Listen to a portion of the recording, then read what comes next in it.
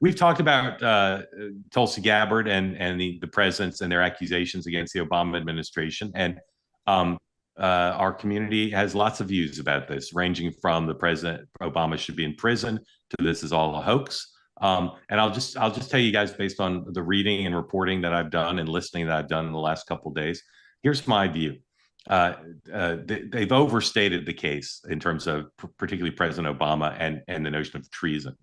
But I do believe that some of the key actors involved in this um, have a history of doing things against Donald Trump that warrant us to consider that they may have done something improper and maybe even something illegal. I'm not sure what that is yet, but I do believe that there's a lot of unanswered questions that do need to be answered, and I wish they could be answered not necessarily in the context of accusations of treason and not necessarily in the context of a criminal investigation. But I do believe that there are some unanswered questions regarding the decisions that were made, which clearly led, whether there was the intent or not, which clearly led to an extraordinary burden on President Trump as he began his presidency, facing accusations that proved not to be true. Sean, where are you on that story? Well, CIA Director Radcliffe is apparently going to continue to release more underlying documents, declassify stuff.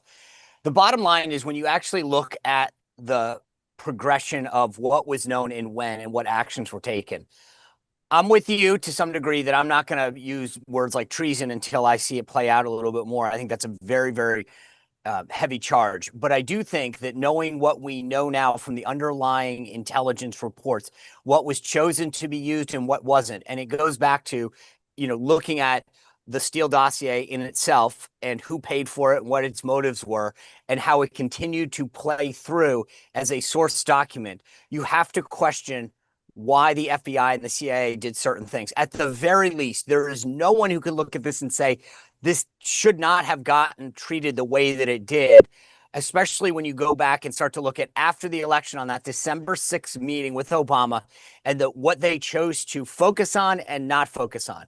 There is no question, having been there, never mind the Mueller report, that there was no collusion with Russia. But when you look at the actions of Russia and what they had on Hillary Clinton, and say if they knew all this stuff and they really allegedly. No, they did know that she had, or at least there were allegations that they were willing to put out about her pharmaceutical and drug use. Whether they were true or not, we know that they had that information. Again, whether it's true or not, but maybe we don't know. No, that we know that they right. We know the government. We know the U.S. government asserts that they had it. Okay, so you're going to believe them that they had that, but then you're not going to, I mean, you have to pick which side. I mean, at some point, I go, so we know that Russia had it. We know it didn't come out. So if you actually believe that Russia wanted Donald Trump to win, then why wasn't that ever put out? I mean, again, something doesn't add up. That's unequivocal. I think there's no, whether or not you're the biggest Trump hater or Clinton lover, you can't admit that there's a lot on that table that says this doesn't add up. Yeah, and it really is interesting, especially when if you buy into the idea that Russia wanted Trump to win, then you also have to believe that the other point that they maintain this evidence or these allegations and never weaponize them in a way that would have favored the candidate that supposedly they wanted to win. At the very least, that should be something that everybody should be able to agree to. Well, I can think of a million reasons why they wouldn't put out everything they had on Hillary Clinton. But Dan, the Steele dossier is dirty. Anything that the Steele dossier touched has to be suspect. Brennan's hostility to Trump also has to be a given. You have to assume. And then the willingness of the people in the Biden and Clinton orbit to use intelligence and leaking and purported intelligence to hurt Donald Trump is a given. Do you accept all those things? Steele dossier is dirty, Brennan is hostile, and people in the national security and foreign policy establishment were willing to leak to the media in order to hurt Trump. Do you agree with all that? Yeah. Okay. Yeah, I mean, look, I do, but the one thing that I think hindsight is 2020 on is we now know there was no indisputable proof of collusion. We know all of this because of the investigation. At the time, we did not know, right? I go back to, you're right, Sean, were the Russians involved to help Trump win, or were they involved to help damage Hillary, right? There is a difference. And because they knew that there had been contact between the campaign and the Russians, they didn't know if there was collusion. So again, now we know that Bob Mueller, who I keep saying I respect his findings, but to me, there's always been this effort, even before we knew that verdict, by the right to try to just sabotage this so that it could not be.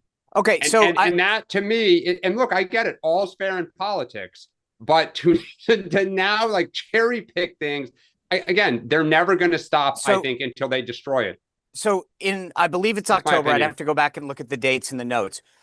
Myself and probably 3 other RNC officials were summoned to DHS headquarters on Nebraska Avenue, brought into a briefing where senior officials at DHS said to us, we want to show you and prove to you that our election system is basically impenetrable. We are a disparate system of voting mechanisms. So Akron, Ohio versus Little Rock, Arkansas, like you could never influence an election. Yeah. And they wanted to convince us to say, hey, look, here's the deal. We believe the subcontext was the following. We believe that Donald Trump's going to lose. We want you as senior RNC officials to come out and say that this couldn't have been hacked, that this was all made up. And we want you guys to be able to attest to that. We're willing to show you any of the underlying information, et cetera, that proves that the integrity of our system is strong. It cannot be hacked. So that was the predicate that they were laying out in the lead up to the election. And then suddenly it changes afterwards that there's collusion. They knew it was false. They knew it was a lie. But once Trump won, they immediately shifted courses and said collusion. So how do you have... Sean, you just said 2 different issues. Hacking election systems and collusion are 2 different Fair issues. enough. But go back to what the media and your party claimed, which is the election was hacked and he was illegitimate.